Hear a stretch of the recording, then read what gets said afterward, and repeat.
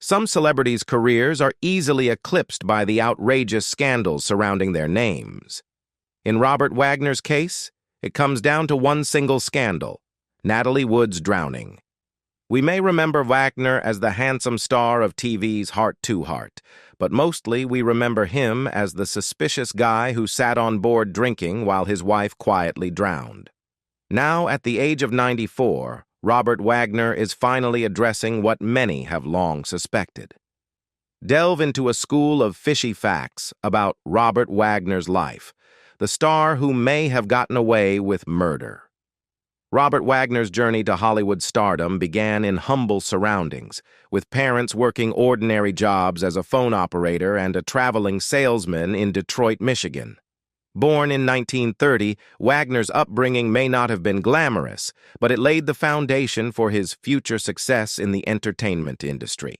As a teenager, Wagner's aspirations took a leap when he did a screen test for acclaimed director and producer Fred Zinnemann. Despite the lack of praise and immediate success from the test, it ignited Wagner's passion for acting and motivated him to pursue his dreams further. Taking matters into his own hands, he sought out an agent, determined to carve out a path in the world of entertainment. His perseverance paid off when he secured a contract with 20th Century Fox Studios, marking the beginning of his professional acting career. However, his time at the studio brought him more than just professional opportunities. It also introduced him to a young Natalie Wood. At the time, Wood was already an established actress, and her encounter with the teenage Wagner left a lasting impression. Captivated by his presence, she famously declared to her mother that she would one day marry him. Little did she know, her prediction would come true not once, but twice in her lifetime. After his initial successes in Hollywood, Robert Wagner's career took an intriguing turn with his role in the 1953 film Titanic, alongside legendary actress Barbara Stanwyck. However, behind the scenes, Wagner harbored a secret romance with Stanwyck, who was significantly older than him, 23 years to be precise. Despite their connection, the studios were hesitant to promote Wagner as a leading man based on this unconventional relationship, opting instead to pair him with younger co-stars. In a twist of fate, Wagner's path crossed with Natalie Wood's, leading to a partnership that captured the public's imagination. Despite Wood being 8 years his junior, she boasted a wealth of acting experience, while Wagner embodied the charming boy-next-door persona. Their on-screen chemistry translated off-screen, and Wagner soon found himself planning a romantic proposal to Wood, complete with an engagement ring floating in a glass of champagne. Little did they know, this gesture would foreshadow the nautical theme that would come to define their relationship, a theme that would ultimately take a tragic turn. As their love story unfolded, Wagner and Wood became synonymous with Hollywood romance, captivating audiences with their seemingly idyllic relationship. Yet, lurking beneath the surface were unresolved issues and simmering tensions, exacerbated by their shared passion for the sea. Despite warnings and concerns from those around them, Wagner and Wood forged ahead, blissfully unaware of the storm that lay ahead. Despite their undeniable chemistry and Hollywood glamour, Robert Wagner and Natalie Wood's relationship was not without its challenges and quirks. One notable aspect was Wagner's passion for sailing, which led him to plan a yacht trip in the Florida Keys for their honeymoon. However, there was a significant hitch. Wood had a deep-seated fear of dark or deep water, casting a shadow of apprehension over their romantic getaway. As one of Hollywood's golden couples, Wagner and Wood attracted intense media attention wherever they went. During a road trip across the country, radio stations eagerly reported sightings of the pair driving down the highway, sparking a frenzy among fans. Crowds lined the streets of small towns they passed through, eager for a glimpse of the iconic duo. While the public adored them, critics remained skeptical, hesitant to fully embrace their celebrity romancy. Their professional collaboration in the film, all the fine young cannibals, mirrored the highs and lows of their personal lives. Despite their star power, the movie received lukewarm reviews, with critics dissecting every aspect of their on-screen chemistry. However, the film's title would leave a lasting legacy, inspiring the name of the popular 1980s music group Fine Young Cannibals, offering a silver lining to the less-than-stellar reception. Despite the apparent glamour of their public image, Robert Wagner and Natalie Wood's marriage was far from a fairy tale. Despite their picturesque appearances aboard yachts and at glamorous events, cracks began to show in their relationship.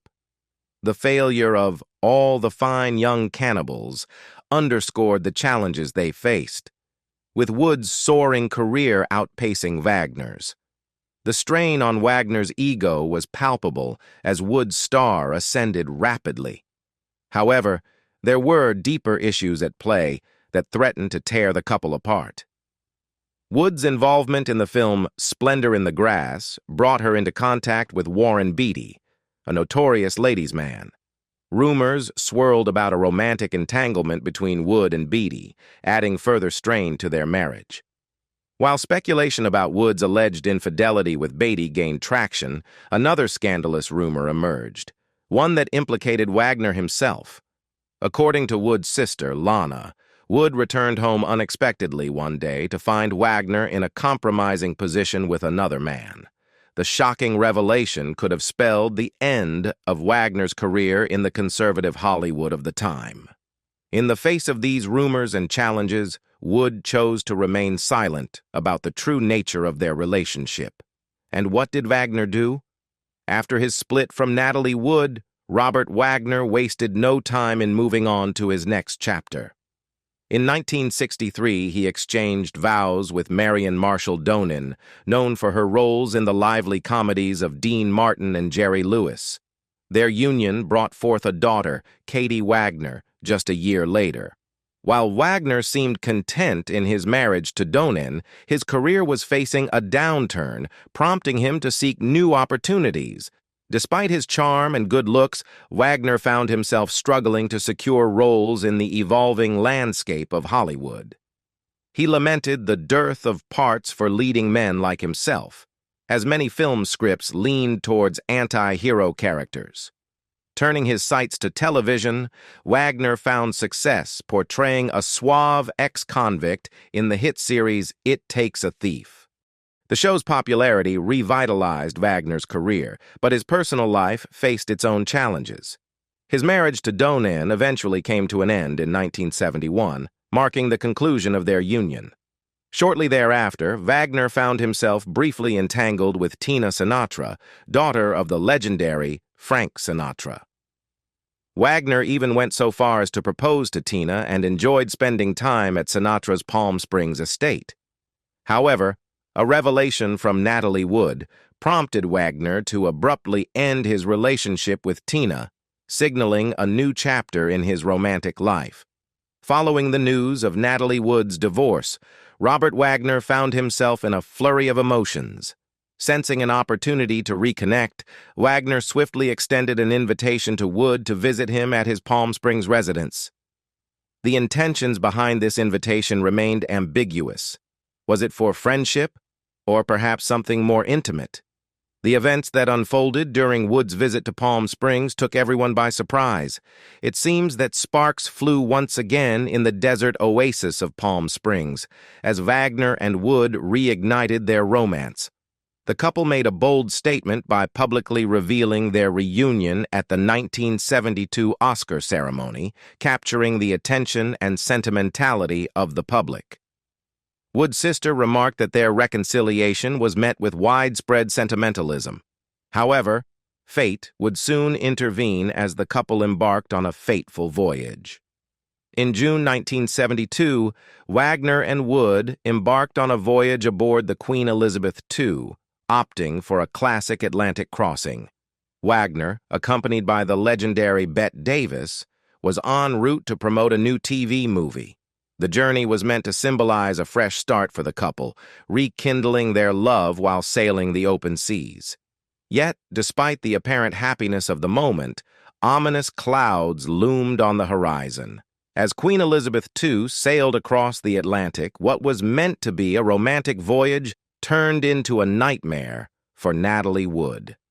The once calm waters became tumultuous, with waves reaching staggering heights of up to 70 feet, relentlessly battering the ship for 4 days.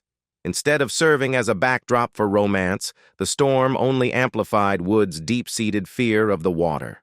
Some might say it was nature's way of warning against their reunion, but Wagner and Wood persisted, seeking solace in an unconventional manner. In the midst of the tempest, Wagner and Wood retreated to the sanctuary of their cabin, where they indulged in champagne, caviar, and each other's company. Locked away from the chaos outside, they either remained oblivious to the raging storm or embraced it as a reminder of their mortality. However, their near-death experience seemed to catalyze a significant decision. Upon finally reaching the safety of land in the UK, Wagner and Wood made a surprising choice to reaffirm their commitment to each other by exchanging vows once again. Perhaps it was the adrenaline-fueled fear of their time at sea that spurred them to rekindle their marital bond. Yet, despite the turmoil they had endured, it appeared that the couple had not fully grasped the gravity of their ordeal. Their decision to remarry seemed to echo their previous disregard for the dangers of the sea. The venue chosen for their second wedding reflected this sentiment, as they opted for a location that overlooked the vast expanse of the ocean. It was as if they were tempting fate, oblivious to the ominous signs that had preceded their reunion. Despite their harrowing experience at sea, Robert Wagner and Natalie Wood seemed undeterred by the dangers of maritime ventures. For their second wedding, they opted for a nautical-themed celebration, exchanging vows aboard the yacht Ramblin' Rose in a picturesque ceremony off the coast of Malibu. Following the festivities, the newlyweds embarked on a romantic voyage to Catalina Island, basking in the bliss of their renewed union. Little did they know that Catalina Island would later become entwined with one of Hollywood's most enduring mysteries. In a daring move that sailors would deem unlucky, Wagner and Wood decided to change the name of their newly acquired yacht, Challenger, to Splendor, in honor of Wood's favorite poem by Wordsworth. However, beneath the surface of this seemingly innocent decision lay a darker undertone. For Wagner, every glance at the renamed vessel served as a poignant reminder of Wood's alleged infidelity with Warren Beatty on the set of Splendor in the Grass. While the affair was consigned to the past, the shadow of Wood's jealousy loomed ominously over their present. As Robert Wagner's career soared with the success of his TV show, Hart, his marriage to Natalie Wood faced new challenges. Wood, once the reigning star, now found herself grappling with a declining career, while Wagner's on-screen chemistry with his co-star Stephanie Powers became a hot topic among viewers. Audiences were captivated by the palpable connection between Wagner and Powers, blurring the lines between fiction and reality. However, this professional camaraderie stirred up emotions closer to home. In a moment of spontaneity, Wood decided to surprise Wagner on the set of Hart, bringing along their daughters. Little did she expect to stumble upon a scene being filmed, one that would leave a lasting impression on her and the children. Caught in the midst of a love scene with Powers, Wagner's portrayal of passion elicited tears from his daughters, whether it was the authenticity of the acting or an underlying truth. The emotional response from the children hinted at a deeper complexity in their parents' relationship. Wood's reaction to the scene remained understated, but behind her calm exterior, a quiet storm brewed. As she explained the nature of Wagner's profession to their daughters, she may have been grappling with her own feelings of disillusionment and betrayal. It was a pivotal moment that set the stage for Wood's silent contemplation and eventual retaliation. As Wood's career faced challenges, she secured a role in the sci-fi film Brainstorm, alongside acclaimed actors, including Christopher Walken. Despite the lukewarm reception from critics, Wood found herself drawn to Walken, as suggested by her sister Lana.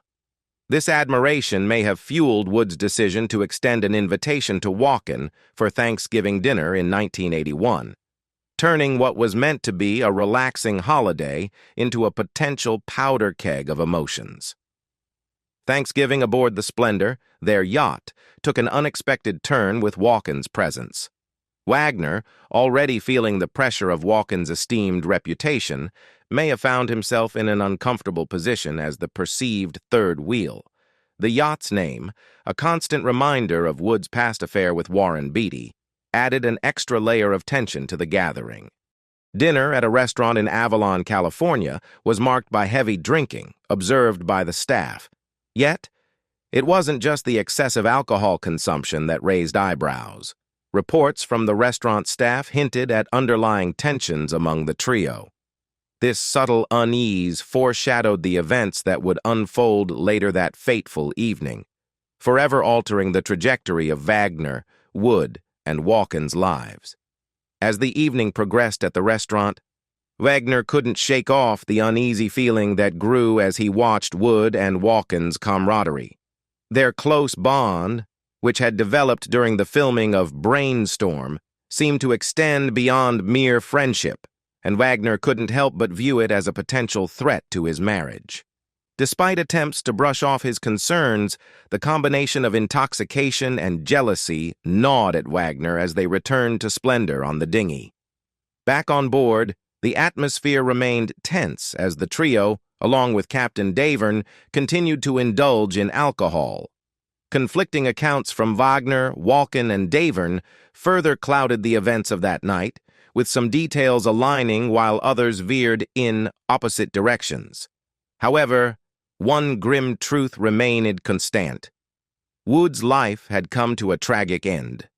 The following morning, the grim reality set in as Wood's lifeless body was discovered floating near the boat's dinghy, approximately a mile from Splendor. An autopsy revealed signs of heavy alcohol consumption and superficial bruises on her body, suggesting a struggle. At first glance, it appeared to be a straightforward accidental drowning that occurred when Wood was attempting to get on the dinghy from the main boat. But it turns out there was nothing straightforward about this case. Nothing at all. As authorities delved deeper into the circumstances surrounding Natalie Wood's tragic death, they turned their attention to Robert Wagner for answers. In his initial interviews conducted shortly after the drowning, Wagner's narrative remained consistent. He claimed that Wood had retired to bed early, and upon discovering her absence from their room, he noticed the dinghy was also gone. However, during a subsequent interview conducted a few days later, Wagner introduced a new detail that raised eyebrows. In this second interview, Wagner recalled an additional event that occurred between Wood retiring to her room and his subsequent search for her. Christopher Walken had stepped out onto the deck for some fresh air. This revelation sparked speculation about Wagner's motives. Was he attempting to divert suspicion away from himself and onto Walken? While the official investigation initially leaned towards concluding that Wood's death was accidental, peculiar facts emerged that cast doubt on this theory. One such detail was Wood's documented fear of dark water and drowning, prompting questions about why she would venture onto a dinghy in the dead of night. Yet, perhaps even more unsettling were the additional anomalies that surfaced during the investigation, hinting at a more complex and troubling reality behind the tragic events that unfolded that fateful night. Amidst the swirl of speculation and suspicion surrounding Natalie Wood's untimely death, the role of the coroner, Dr. Thomas Noguchi, added another layer of intrigue to the investigation. Despite the presence of certain indicators that might have pointed towards foul play, Noguchi seemingly took great pains to mitigate any implications of wrongdoing on the part of Robert Wagner or anyone else involved. By downplaying factors such as Wood's alcohol consumption and the significance of the bruises found on her body, Noguchi appeared to be steering the narrative away from implicating Wagner in any wrongdoing. But why was the coroner seemingly reluctant to entertain the possibility of foul play? delving into Noguchi's past shed some light on his approach to high-profile cases. Notably, Noguchi had faced criticism and scrutiny in a prior case involving the accidental death of actor William Holden, where he was accused of oversharing sensitive details, particularly regarding Holden's level of intoxication. Evidently, Noguchi was keen to avoid a repeat of such controversy, especially given the heightened public interest surrounding the deaths of Wagner and Wood. Adding to the intrigue was the curious coincidence linking Wood's tragic demise to another high-profile accident involving William Holden, who happened to be romantically involved with Stephanie Powers, a co-star of Wagner's in the hit television series Hart. The timing of these two accidents, occurring within weeks of each other, and the shared connections between the individuals involved, raised eyebrows and fueled speculation about potential foul play. Amidst these unsettling circumstances, Wagner found himself navigating a delicate balance of managing the fallout and public perception surrounding both incidents. But as the investigations unfolded, questions lingered, and the truth behind these tragic events remained elusive. In the aftermath of Natalie Wood's tragic drowning, Robert Wagner's behavior towards the boat's captain, Dennis Davern, raised eyebrows and fueled speculation about his motives. Rather than allowing Davern to freely speak about the events of that fateful night, Wagner seemed determined to keep him under close scrutiny. Davern, who had initially stayed at Wagner's residence, found himself subject to stringent security measures, including alarms and bodyguards stationed at the door. The question lingered. Why was Wagner so apprehensive about Davern sharing his account of what transpired? Adding to the intrigue were Wagner's efforts to seemingly ingratiate himself with Davern. Despite Davern's lack of interest in acting, Wagner facilitated opportunities for him to appear in commercials and even secured a small role for him in Hart. While these gestures could be interpreted as acts of friendship or gratitude, Wagner's subsequent actions cast doubt on his true intentions. Further complicating matters was Wagner's apparent attempt to buy Davern's silence. In addition to providing career opportunities, Wagner reportedly offered Davern significant sums of money without apparent justification. Davern's friends warned him that accepting such payments could be interpreted as hush money, suggesting that Wagner had something to hide and was intent on silencing Davern. But what exactly did Davern know about Wagner that compelled him to maintain silence? And how far was Wagner willing to go to ensure Davern kept his secrets?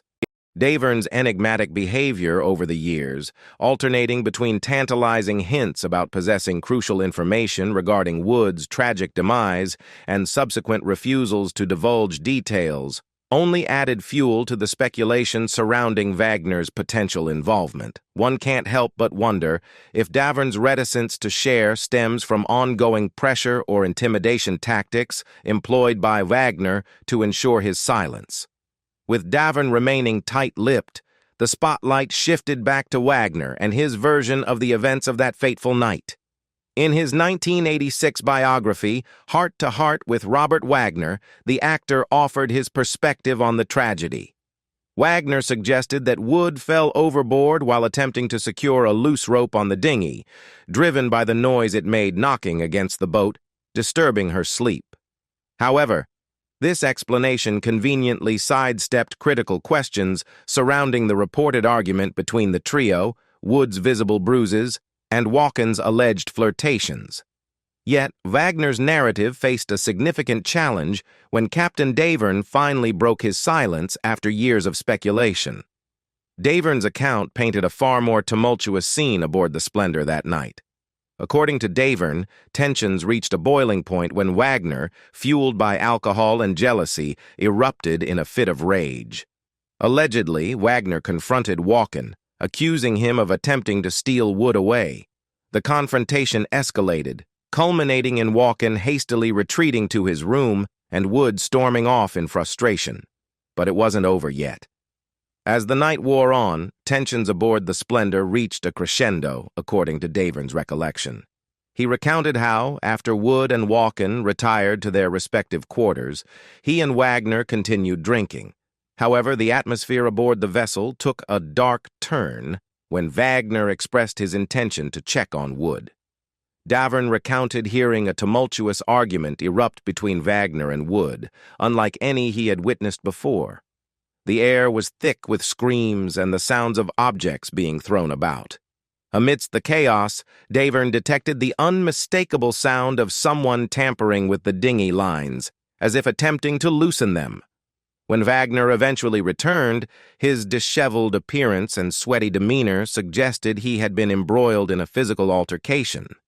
Despite these ominous signs, Davern, in his inebriated state, failed to grasp the gravity of the situation unfolding before him.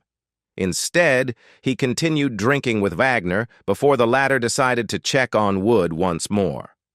Upon discovering Wood's absence, Wagner's concern quickly turned to alarm. Davern joined in the search, scouring every inch of the vessel, including Walken's quarters, in a desperate attempt to locate her. Yet their efforts proved futile, as it became apparent that Wood was nowhere to be found. To compound their distress, they soon realized that the dinghy was also missing, prompting Wagner and Davern to sound the alarm at 1:30 a.m. As the gravity of the situation dawned upon them, Davern proposed practical solutions to aid in the search for Wood. He suggested utilizing the boat's floodlights to scour the surrounding water and even proposed starting the motor to conduct a more thorough search. These were reasonable measures that could have potentially saved Wood's life. However, Wagner's response was chillingly callous. Instead of heeding Davern's suggestions, Wagner dismissed them with a cold indifference. He callously expressed concern about alerting nearby boaters and suggested they radio for help instead of actively searching for Wood. This reaction struck Davern as shockingly detached, especially considering the urgency of the situation. It was a decision that Wagner would later come to regret deeply. Wagner's response to Wood's disappearance only served to intensify the cloud of suspicion surrounding the circumstances of her drowning. Davern's subsequent testimony shed new light on the events of that fateful night, leading to widespread doubt and skepticism about the official investigation's conclusions. In 2011, over 700 individuals, including Davern himself, expressed their dissatisfaction by signing a petition demanding a re-examination of the case. It was evident that many believed there was more to Wood's tragic demise than met the eye, with Wagner cast under a shadow of suspicion that refused to dissipate. With the reclassification of Natalie Wood's passing as due to drowning and other undetermined factors, the investigation took a significant turn. Suddenly, it wasn't just an accidental drowning anymore. This change in designation raised even more questions about Robert Wagner's role in the tragic incident. Despite initially being dismissed as a suspect, Wagner found himself thrust into the spotlight as a person of interest, a status bestowed upon him by investigators in 2018, decades after the event occurred. It's a designation that casts a long shadow over his career and public persona, one that will persist until the truth finally emerges. In the wake of Wood's passing, Wagner's personal life took another unexpected turn. Less than 3 months after her demise, on Valentine's Day in 1982, Wagner embarked on a new romantic relationship with Jill St. John, known for her role as a Bond girl. Their connection dates back to their time as contract players at 20th Century Fox in the 1950s. What began as a potential rebound evolved into a lasting partnership that outlasted all of Wagner's previous relationships. However, amidst the uncertainty surrounding Wood's passing, it's unclear how St. John feels about life aboard a boat, given the tragic events that unfolded on the sea. Amidst the swirling speculation and unanswered questions, a haunting incident from that Thanksgiving night in 1981 adds another layer of intrigue. A nearby couple anchored near the Splendor reported hearing a woman's desperate cries for help, followed by a man's response assuring assistance. They dismissed the pleas as playful banter, unaware of the potential gravity of the situation, but it raises the chilling possibility. Was Wagner the drunken voice that night? And if so, why didn't he come to his wife's aid when she needed him most?